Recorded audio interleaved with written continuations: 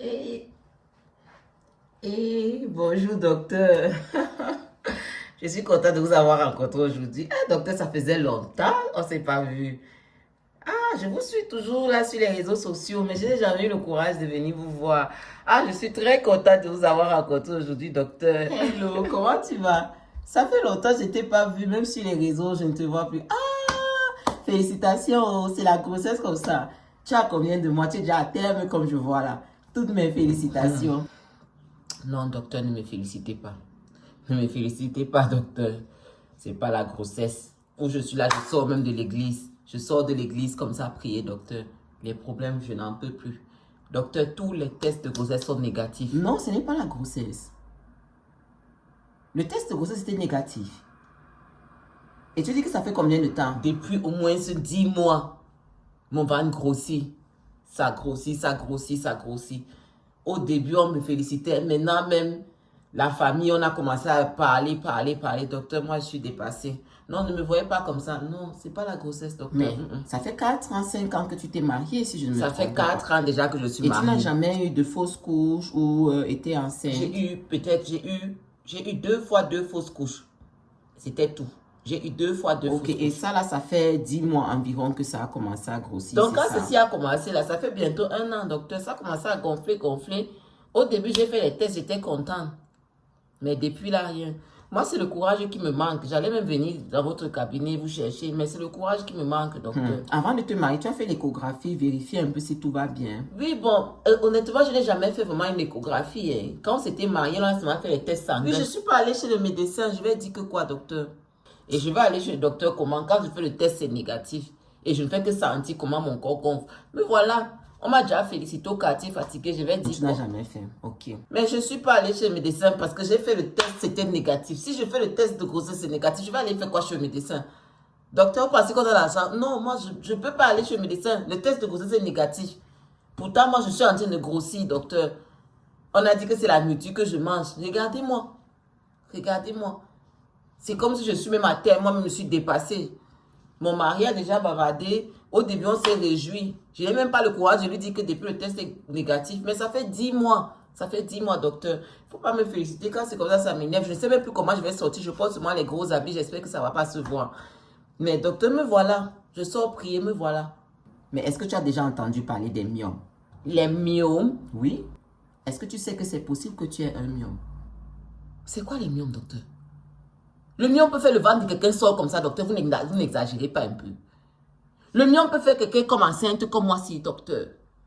Les myomes. En fait, les myomes sont des tumeurs bénignes qui sont faites par le muscle de l'utérus. C'est comme un amas de muscles. C'est une pathologie très répandue chez les femmes africaines. Que c'est pas comme un cancer, mais c'est une tumeur qui grandit et elle peut grandir très rapidement selon la personne. Elles sont très désobligeantes et très encombrantes. Une tumeur qui est régie par nos hormones, c'est le résultat d'un dysfonctionnement hormonal. Ce qui fait que la tumeur se met à grandir et ça peut donner ce résultat-là où on a l'impression que vous êtes enceinte alors que vous n'êtes pas enceinte. C'est en fait un myome. Je sais qu'on parle des femmes qui ont les myomes souvent, mais je ne peux pas m'imaginer que ça peut sortir jusqu'à être comme ça. Donc, il y a les choses qui favorisent les myomes. Comme quoi, comme ça, docteur? Oui, c'est une pathologie très répandue chez les femmes noires, que ce soit les femmes noires en Afrique ou aux États-Unis. Et il y a justement une étude qui montre que c'est dû aux défrisants. Les défrisants?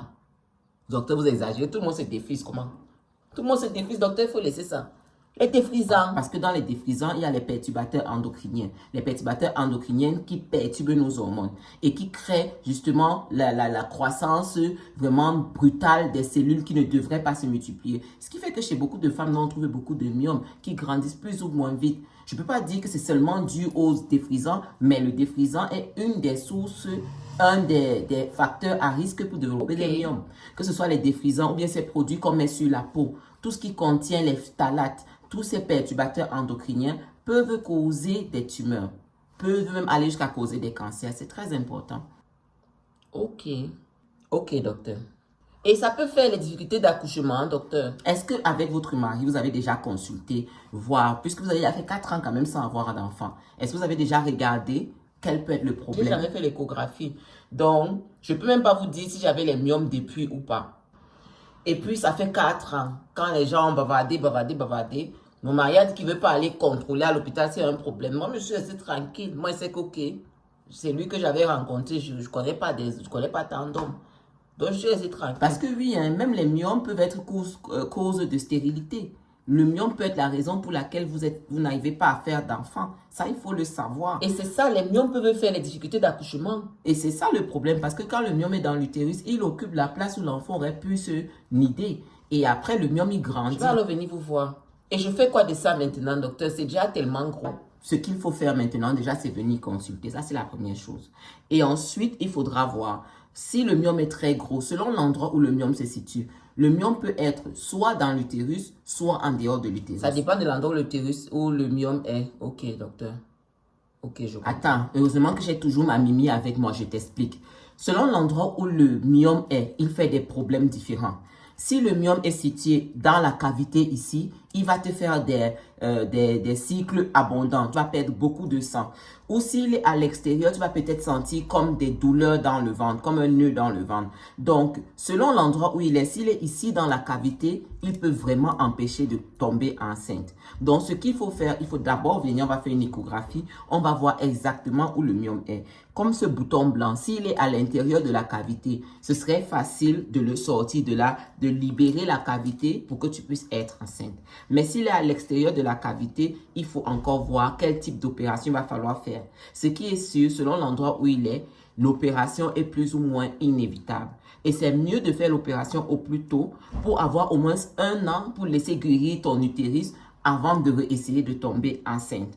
Tu vois ce que je veux dire? On fait d'abord l'échographie pour voir si c'est vraiment le myome. Donc, c'est mieux de venir au plus tôt. Comme ça, on va regarder. Demain à 7 h, je suis dans votre cabinet. C'est encore où là? Demain à 7 h. On va faire l'échographie. Selon l'endroit où le myome est situé, on pourra soit essayer d'abord un traitement de médicaments pour essayer de réduire la taille du myome. Et c'est toujours des hormones.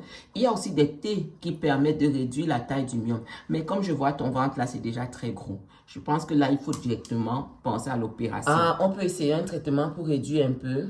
Mais c'est qu'il faut opérer. Docteur, je commence même comment pour parler de ça et mon mari, je suis dépassée. Selon l'endroit où le myome est, on va fixer ensemble quelle est l'opération qu'il te faut. Si le myome est dans le tissu du muscle directement, alors l'opération peut être un peu plus compliquée parce qu'on va devoir blesser, on va devoir vraiment ouvrir l'utérus. Et là, il te faudra vraiment 1 an de pause pour laisser la cicatrice bien guérir. Mais si le myome est quelque part à l'intérieur de la cavité, alors c'est possible que après l'opération, après maximum 3 mois, tu essayes encore d'être enceinte. Mais comme je vois ces gros là, je pense que tu auras besoin d'1 an de pause pour laisser guérir. Je viens vous voir, alors je viens avec mon mari une fois, non? Maman est déjà prié, fatiguée, oh, docteur, je suis dépassée. C'est Dieu qui nous a mis sur ma route aujourd'hui. En tout cas, je viens vous voir. Déjà, viens. Je t'attends, viens et on va parler de ça. On va faire l'échographie et on va décider ensemble comment te traiter. Ok, docteur. Je t'attends demain matin. Et tu viens avec ton mari. Ok? Parce que ça vous concerne à 2. Faire un enfant, ça concerne 2 personnes. Et voilà. Il ne peut pas aussi rester seulement là et dire qu'il n'a pas de problème. Non. Quand il va venir demain, je vais lui expliquer. Lui-même, il doit faire son spermiogramme. Parce que quand il n'y a pas d'enfant, ça peut aussi être la cause l'homme qui a peut-être un taux de sperme qui n'est pas assez bon. Et voilà, il faut que lui aussi l'aille consulter. Et toi aussi, je vais te faire ton échographie demain. Ok?